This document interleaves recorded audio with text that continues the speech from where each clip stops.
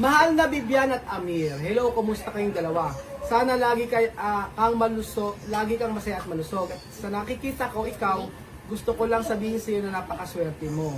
Maraming mga bata din sa Pilipinas na gustong mag-aral, ngunit hindi nila magawa dahil wala silang pera at dahil sa kahirapan.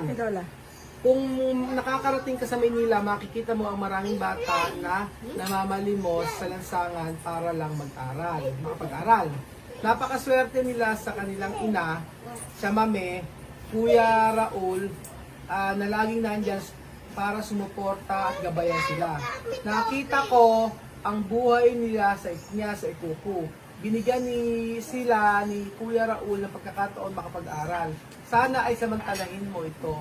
Mag-aral ng mabuti, maging mabait sa lahat.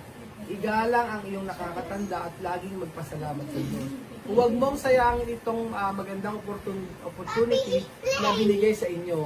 Ang kanilang mga payo ay na magbibigay sa kanila ng isang magandang buhay upang mabuhay hanggang sa sila ay hustong gulang. At alam ko na balang araw ay magpapasalamat sila sa iyo para dito. Edukasyon ang magiging sandata mo sa buhay. Hindi nila ako kilala pero nakikita ko ang kwento ng buhay nila.